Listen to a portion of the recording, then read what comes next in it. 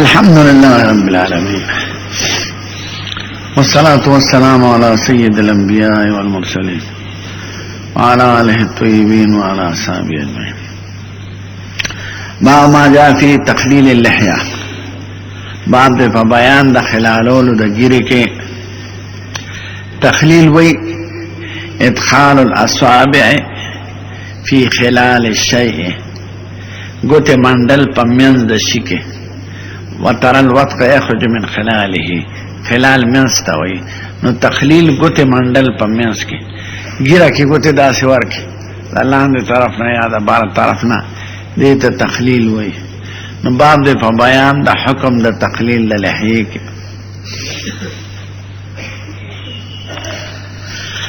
اول شرح دا حدیث تا گورے، بے بیان دا مذاہب دا فقہوں پا بارا دا تخلیل دا لحیے کے. درم ترجیح دا مذہب منصور.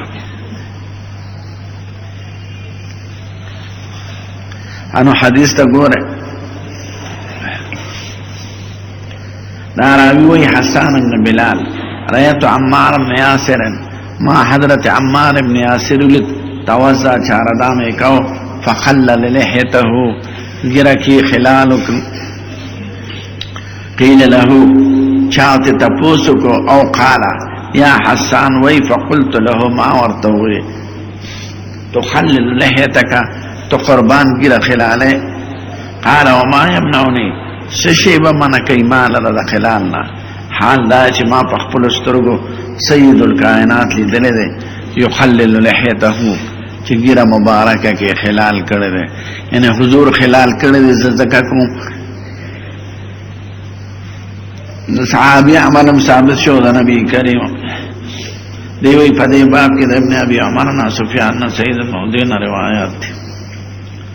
وفي الباب عائشة أم سلمة وأنس بن أبي وحواوي قال أبو إسحاق سمعت إسحاق بن مسعود يقول سمعت أحمد بن حنبل ويتي بن عيينة لم يسمع عبد الكريم من حسان بن بلال حديث التقليل. دي عبد الكريم بن أبي المخارق دا حديث حسان بن بلال ندي ورد له وده دوار الناس كين قتال. وده أبو الحديث له عندنا إحنا موسى قال نصر عبد الرزاق بن إسرائيل عن عامر بن شقيق بن أبي وائل عن عثمان بن عفان ان النبي صلی اللہ علیہ وسلم کان یخلل لحیته، حضور مبارک بخلال کو پگیرکی. قال ابو اسحاق هذا حدیث حسن صحیح، دا رستے حدیث حسن صحیح دے، دا رنبی ضعیف دے. اور دا امام اخبر استاد قول نقل کئی. وقال محمد بن اسماعیل الصح الشین فی هذا الباب حدیث عامر بن شقیق بن ابی وائل بن عثمان، دا حدیث صحیح دے. وقال بهذا اکثر اهل العلم من اصحاب النبی صلی اللہ علیہ وسلم. جنچی ادخال دا اصابعو پا خلال دا شکی دیتا تقلیل ہوئی. لحیہ ستا ہوئی، لحیہ جامع تا ہوئی، بین اللحیات دا برا جامع اولاند کما چی دا خبرو وقت کی خوزی او دا خوراک وقت کی حرکت کری. لحیہ نم دا اڈو کی دے ویختم تم لحیہ ہوئی، تسمیہ دا حال لپیسم دا محل سرا مجاز مرسل لے پکے ویختو تذکر لحیوی چی دا پا لحیہ باندے ولانی دی. دیو جن اکثر علماء وی مارای پا لحیہ کی نا داخل، دارنگی دننگو دا پاسا چی ویختی دا پا لحیہ کی نی داخل، نو که سڑی اخلی نو جائز دی. و چی پا لحیتینو باندے کم ویختو ولانوی دا لحیہ دا نو تسمیہ دا حال نا پا اسم دا محل سا. خواہ علماء سوئی نو زمون مذہب دار ہے کہ لحیہ سلور قسم دا، لحیہ کسا اور لحیہ غیر کسا، گانا گیرا اور انگے گیرا. گانا گیرا دیتے ہوئی چلان دے دا مخ بشرہ پکی نخکاری، اور انگے دیتے ہوئی چلان دے بشرہ پکی خکاری. بے ہر یو کی دو قسم جوڑی گی، مسترسلہ و غیر مسترسلہ. زوڑند گیرا یعنی دا زن نخکتا او نا زوڑند چلا پا اڈکو باندی ظلمی سڑی وی یہ گیرا مشین کری قینچی کری. نو لحیہ کسا مسترسلہ او لحیہ کسا غیر مسترسلہ او لحیہ غیر کسا مسترسلہ او لحیه غیر کسه غیر مسترسله، نو څو قسمه شو؟ څلور قسمه شو. او دار یو احکام هم بدل دي. که لحیه کسه وي او غیر مسترسله وي، د هغې وینځل ضروري دی، ځکه قائم مقام د بشرې ده، یعنی د بشرې په حد پورې که نه، نو ته خو به نشي رسولی دننه ته ښکاري نه، نو د پاسه وینځل د هغې فرض دی، هغې د خلال صورت نشته. او که کسه وي او مسترسله وي نو بیا خلال پکې سنت دی، په قدر د هغه د جام په اندازه به وینځې او باقي ځوړندو کې به خلالو کې داسې د بره نه یا د لاندې نه دواړه خلاله راغلی دی، خو ښه دا دی چې د لاندې نه کوه، ځکه حضور به اوبه داسې کړې نو بیا به یې داسې کړې. او لکه لحیه غیر کسه وي او غیر مسترسله وي، نو هغه به اوبه به دننه بشرې ته رسې، اوبه به داسې کې، ځکه چې هغې کې بشره ښکاري. او چې مسترسله وي نو هغې کې به خلال کې د ارسال د حد، یعنی د هغه وجهې د حد نه زیاتي کې. نو موږ خلال فرض نه وایو په ټولو صورتونو کې، غسل د وجهې فرض وایو، ځکه په نص د قرآن کې ده. نو چې کومه حصه په مواجهه کې راځي د هغې وینځل فرض دی، او چې کومه حصه په مواجهه کې نه راځي مسترسلی، نو د هغې وینځل فرض نه دی. خلال د ګیرې پکې سنت دی، کله چې تعبیر په مستحب راځي. دا حکم د وضو دی، او حکم د غسل دا دی چې وینځل یې ضروري دی د ټولې ګیرې. دې کې مقوا دی، بحر الرائق کې 9 صورتونه لیکل شوي دي، او ټول څوک یادولی نشي. په باب د وضو کې به 4 قسمه ګیره کې، کسه مسترسله، کسه غیر مسترسله، غیر کسه مسترسله، غیر کسه او غیر مسترسله. په قدر د وجهې وینځل فرض دی، او زیاتی د وجهې نه خلال پکې کافي کېږي. خدا په باب د اودس کې او په باب د غسل کې اولاده چې وینځي به او دننه ویښونو د ویښتو ته به دغو رسې او بو رسې، ځکه حضور وایي تحت کل شعرة جنابه، د هر ویښته د لاندې جنابت دی، نو ویښونو ته به اوبه رسې او ګیره به مو وینځي. اوس درې واړه امامان دې ته سنت وایي، حضرت امام احمد صاحب او اسحاق ابن راوی او ظاهریه او داود ابن علی ظاهری خلال ته فرض وای. خو فرق پکې دا دی چې احمد صاحب یې که نسیانن چانه پاتې شي نو خیر دی. حال دا چې د فرض تعریف دا نه دی، فرض که نسیانن پاتې شي که احمدن پاتې شي دوباره به یې کې، نو قصدن یې مه پرېږده، خو که نسیانن پاتې شي نو خیر دی. او اسحاق وایي که نسیانن پاتې شو یا متعولن پاتې شو. متعول دی ته وایي چې د ده په نس قوي دا بل مسلکي، نو په دلیل خبره بنا وي، یعنی د نورو امامانو اقوال اختیاری نو خیر دی. ناسیان او متعولن خیر دی، او قصدن پرې ښودون کې ګناهګار دی. دا د هغې مذهب شو. خاصه دا ظاهری ورته فرض وای تخلیل تا، د دوی څه دلیل دی؟ نو دوی دا حدیثین مبارکین په دلیل کې پیش کړي. لومبي حدیث ضعیف دی، ځکه د عبدالکریم بن ابي المخارق ابن امیہ دا ضعیف دی. دویم حسان ابن بلال سره ملاقات نشته، سمع نشته، نو حدیث کې ضعف در راوی مراغه او انقطاع بین راویین نارا، نو ضعیف شو منقطع شو. خدا دویم حدیث اصح ما فی الباب دی، ځکه امام بخاری مغه ته صحیح وای چې حضور مبارک خلال د لحیه کړی دی. اوس دریوانه امامان وای چې دا خو عمل د مصطفی نقل دی، عمل خو دلیل د فرضیت نه د سنتیت او د استحباب دی. نو حضور مبارک خلال د لحیه کړی دی، نو دا خو فعل د مصطفی شو، عمل د مصطفی شو، نو فعل خو په دلیل د فرضیت نه وي.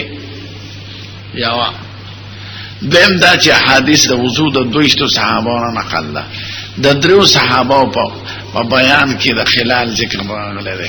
دلته د حضرت عثمان او د حضرت علی او د عمار ابن یاسر په حدیثو کې په دویشتو کې 3 نفر خلال نقل کوي او نور لس نفر نه نقل کوي. معلومه دا چې حکم فرض نه دی بیا خو په ټولو ذکر کوله لکه مسله سر چې ذکر کوي، غسل د وجه چې ذکر کوي، غسل د یدین او د رجلین چې ذکر کوي، څنګه هغه فرایض د ټولو ذکر کړی دي او دا فرض ونه ټولو به ذکر کړی وي. نو معلومه دا چې حضور کله نه کله پریخي دي او دا دلیل د سنتیت او د استحباب دی نه دلیل د فرضیت.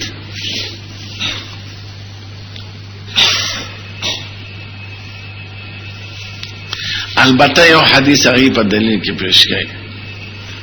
ایداوی دا ابو داود پر روایت کې عمار ابن یاسر وای چې حضور مبارک چې لحیه مبارک ادا کړه ما ورته سیب تخلل لحیتک نو هغه قال هكذا امرني ربي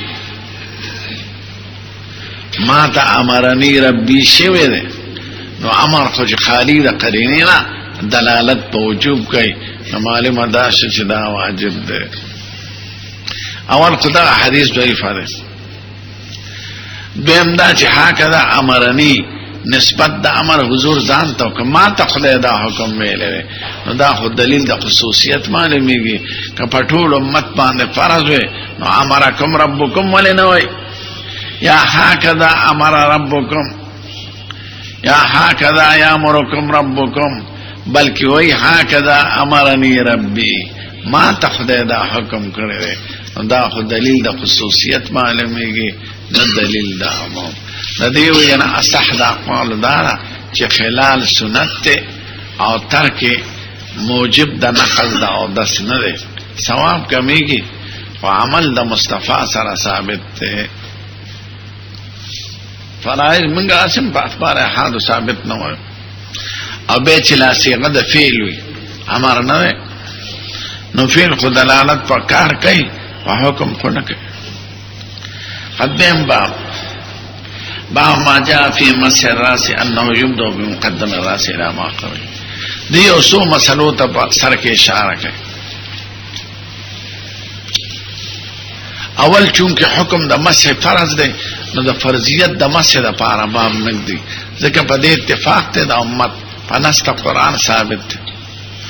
جګړه په مقدار مفروضه کې ده، جګړه په کیفیت د ادا کې ده، جګړه په اخذ د ماء جدید کې ده، جګړه په تکرار د مسح کې ده. نو د سلورو پنځو مسلو کې جګړه ده، باقی په نفس مسح په فرضیت اتفاق ده. په مقدار کې اول خلاف ده دا غنه ذکر کړه نو هغه ته تاسو وکړئ. مسح د سر فرض د پنست قرآن وامسحوا برؤوسکم وارجلکم الى الكعبین. خو مقدار ممسوح څومره دی فرض نو په دوه مسلو اتفاق دی، یو مسله کې خلاف دی. اول په دې اتفاق دی چې مسح فرض ده که مسح نسیانن عمدن چاپرق او د سینې کېږي. دویم استیعاب سنت په اتفاق د امت سره چې ټول سر مسح کوي. اختلاف په مقدار مفروضه کې دی چې فرض په څومره ادا کېږي. دا اول خلاف دی. نو مسلک د حضرت امام مالک صاحب دا دی او امام بخاری دا مختاره کړی ده چې مسح د کل سره فرض ده. دویم مسلک د شافعي صاحب دی چې هغوی مسح د ادنا ما یطلق علیه المسح فرض ده ولو شعرتن او شعرتین که دو ویخته او درې ویخته مسح شنم فرض ده. دریم مسلک د حضرت امام ابو حنیفه دی په اوسط د دوی کې چې مسح په مقدار د ربع د سر فرض ده چې تعبیر تی په ناسویه کېږي او د باقي سنت ته. اوس په مذهب کې اقوال هم شته، هغه اقوال دلته ما ذکر نه کړل. مالکیان کل راس فرض وایي، محدثین هم په سر کې امام بخاري وایي، شوافی ادام ما اطلق علیه المسح فرض وایي، امام ابو حنیفه ربع د سر وایي چې تعبیر تی په ناسیه کېږي.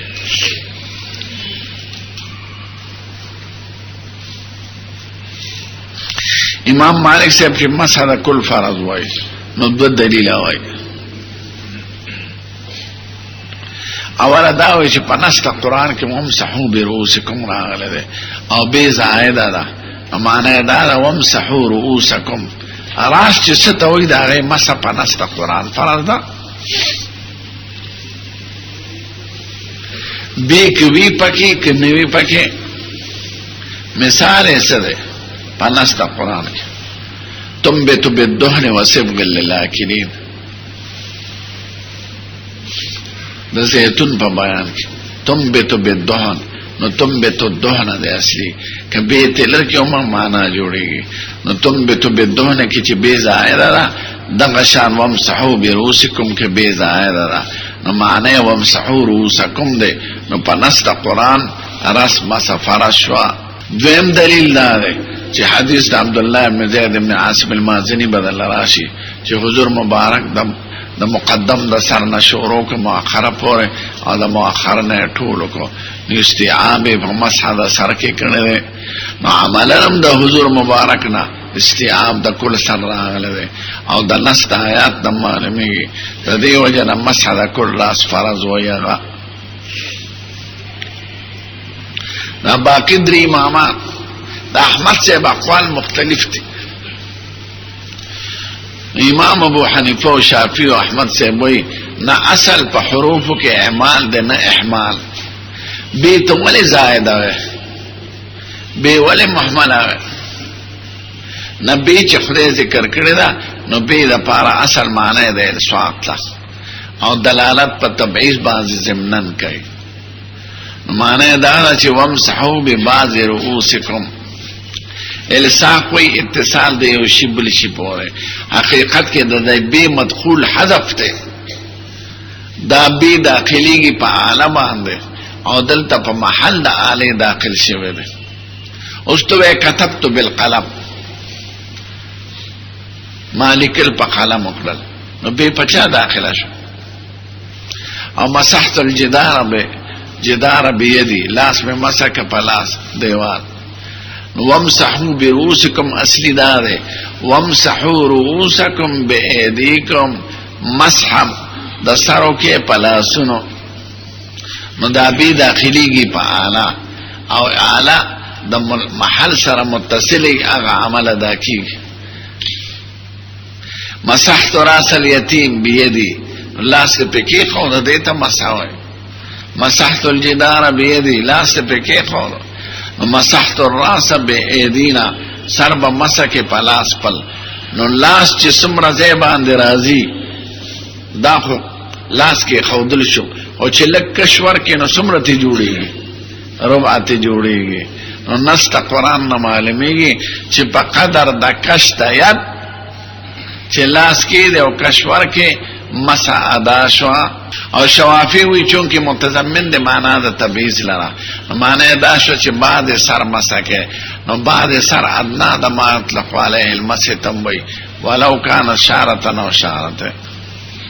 احناف وی که یو یختو دو کافی کې دی نو به مستقل خدای ذکر کول نه ځکه چې ته غسل د مخ کې نغې سره مقاصد اختلام دیږي کنه ده نو چې خدای ذکر کړی دی مستقل معلومه دا چې دا بس اهم حصہ او منګورو د شریعت په احکامو کې چربا قائم مقام د کل مقرر شوی د پړې روزینو کې. نو اصلي آیات دا شو وامسحوا رؤوسکم بأيديکم نو مقدار د ربع د سر معلوم شو دا یاوا. دویم دا چې حدیثو کې ګورو مسح د کل سر کو حضور کړی دا خدا خو سنت ته په اتفاق د امت سره کې خلاف نشتا. خرازه بیان د فرض په حضور مبارک باندې فرض ځکه حضور یو کرته مودس کړی دو کرته هم کړی درې کرته هم کړی عام عمل د درو خدري فرض نه دی. اغادنا تب فرض وی اغادنا یو کرته یو کرت نه لاندې فرض نشته. نو حضور مبارک خو مسح په کل سر کړی ټیک ته بسانو چشم خو ادنا صورت چرته کړه ده کنه ده کړه. نو حدیث د مغیره ابن شعبہ کې او حدیث د حذیفه ابن یمان کې چې حضور مسح ذکر کیږي او مسح علی ناسیته مسح کړه د پناسوی خپل مکه سره. نو معلومه دا شکه د دین زیات فرض وي نو حضور مبارک هغه ولې پرې خو ده به خو دس نه کیږي. نو ادنا صورت د مسح چې د سید الکائنات راغله ده هغه ناسویه ده سلورم ایسا سا که دا دین ادنا بینو یوزل خوبه کروی دکا بیان دا فرض و فاغ فرض او دا سلورم ایسینا کم ندر آگله. معلومه دا سو چه سلورم ایسا فرض دا او استیعاب سنت تے که پا حادیثو کی استیعاب راغلی دلالت پا سنتیت کئی پا فرضیت نکوی. حدیث دا مغیرہ پلے رزمونگوی بحالا قائمان کی کستاسو خیارے او مسانا دا سر سلور طرف دقا دیتا ناسیه وی دیتا فود وی دیتا فود وی دیتا قزال وی. نو قزال فودان ناسیه دا سلور طرفون دی دا سر دا ناسیه شو دا فود شو دا فود پدال او دا قزال شو. نو آیات پا بارا دا مقدار دا مسح کی مجملو چه سمرا مقدار مفروض ده ناغا دا حضور دا حدیث نا ثابت شو چه آغا پا ناسیه مسح کرده دا نو مقدار دا ربع دا سر. اسی او سوال ده چه دین خروبا دا سر معلومی گا و تاسو ناسیه فرض کوئے منگوی ناسیه تعبیر ده دا سلورا میسی دا سر دا که دا خزال ده مسح کنم فرض ادا شو که فوت ده مسح کنم فرض ادا شو که دا فوت ده مسح کنم فرض ادا شو که دا ده مسح کنم فرض ادا شو. نو دغه مسئله ته اشاره نه کړي. د بل مسئله چې شروع کوي شروع د مسح به د کم طرف نه کوي. سلور وړ امامان پدې دي چې شروع د مخه طرف نه داسه به داسه راوړي.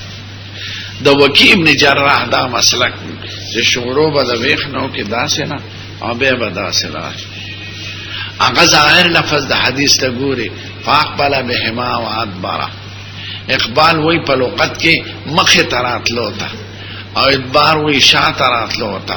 نو په حدیث کې اقبل مخ کې ذکر دی اقبل داسه شو دا اقبل شو او ادبر داسه شو.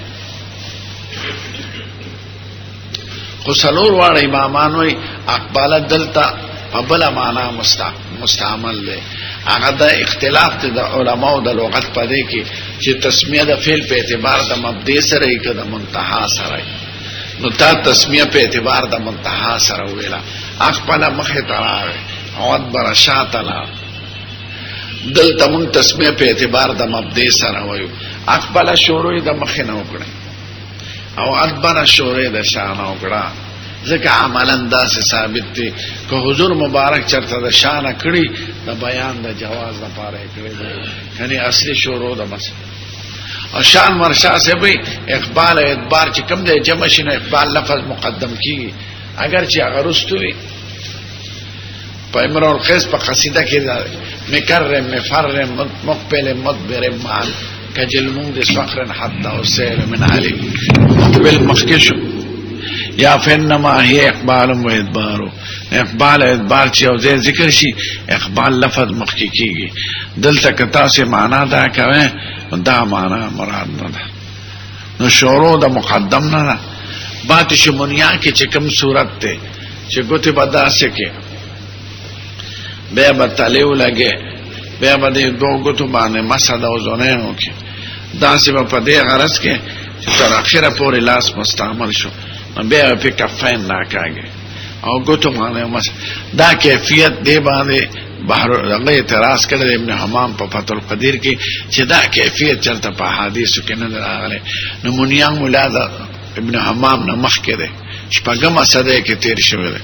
ابن حمام اتم صده کې مونیان مولا د چین دی د کاشغر نومې دی علامه سدید الدین کاشغری. کاشغر اوس چین کې ولایت تلوي او مسلمانان دی پکې زاړه جماعتونه دی پکې. نو ای مولا سدید الدین کاشغری چې کوم صورت لیکلې ده دا صورت په احادیث کې نه راغلی. یا ویم دا چې استعمال د لس لاس پر احکو باندې نه کیږي چې بوتوي شلاندې او محل د قرار ته وبورسین هغه مستعمل وي او پتش لاس مخلو باندې پداسه او پداسه لاس مستعمل نه ګرځي. ایمونیا مولا چې کوم صورت لیکلې ده او زموږ حمامان وای د دې ثبوت په سنت د مصطفی کې نشته. مونیا مولا ګور ډېر ګران کتاب دی او زه خو موږ ویلې د پر کوټوالي دا وړو کتاب نه دی دا غټو کتاب دی او په شرایط او ستو د مز باندې لګېدلې ده او د نجاست او د طهارت مختلف صورتونه دي حیثیت د فتوا لري د وړو کتاب نه دی. منی که پدې شکل نو د حکم دی که پدې شکل پدې واړه پیږي نه د وړو د پار نور رضاخه کتاب دی او منیا د لو طالبانو کتاب دی ځکه هغه کې فتاو تفصیل له منیا میله راکړه منیا د طالبانو زړانیا با ما جان نو یبدو فی مسیر راس انه یبدو بمقدم الراس الى مؤخره د مقدم نه بشورو کې مؤخر ته بده. انت سنه اسحاق بن موسى سواريو قال سلام علیکم سلام بن یحیی نبی عبد الله بن زید بن عاصم المازنی دا مشهور راوی دی د احادیث د وضو دی وی ان رسول الله صلی الله علیه وسلم مسارا سو بيده سید الکائنات خپل سر مسک په دواړو لاسونو بدا بمقدم راسی شغره وکړه د مقدم نه مخلا سنه په مخ کې حوضل ثم ذهب بهما الى قفاه بيسر طرف تلا ثم ردهما حتى رجع الى المكان الذي بدا منه بلا سنه واپس کړ او چې کوم دی نه شروع کړ هغه د پورونه ثم غسل رجليه بخفي مبارك ومنزله. وفي الباب انه يتمتان ما ذلك واش قال ابي سعد عبد الله بن زيد اصح الشيء في هذا الباب واحسنه.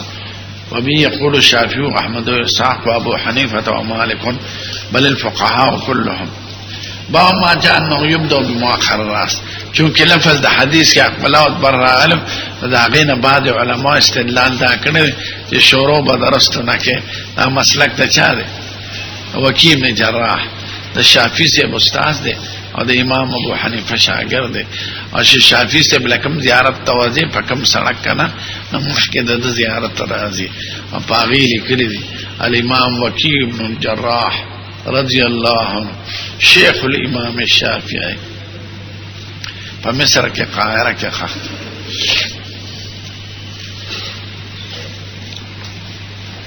په یو سړک امام طحاوی سے خخت او په بل سړک شافعي سے خخت او وکیع بن جراح او یو بل دی د هوټل ور سره باغی ربیعه الرای خخت او لیث ابن سعد